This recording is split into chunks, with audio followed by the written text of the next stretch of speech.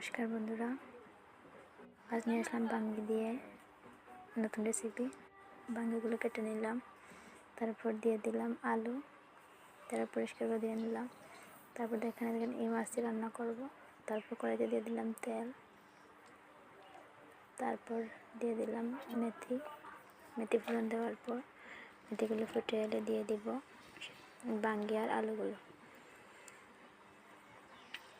দেখেন বাঙ্গি আলুগুলো দেওয়ার পর হালকা নেড়ে চেড়ে নিব। হালকা ভেজে নেওয়ার পর ঢেকে দিলাম। ঢেকে দেওয়ার পর কয়েক মিনিট পর দিয়ে দিলাম হলুদ, লবণ, মরিচের গুঁড়ো। ভালোভাবে মিশিয়ে নিব। তারপর দিলাম কাঁচা লঙ্কা। তারপর হালকা নেড়ে চেড়ে দেওয়ার পর ঢেকে দেওয়ার পর দিয়ে দিলাম জল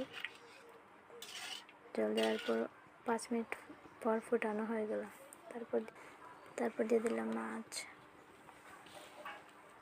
মাছগুলো দেওয়ার পর হালকা ঢেকে দিব। ঢেকে দেওয়ার পর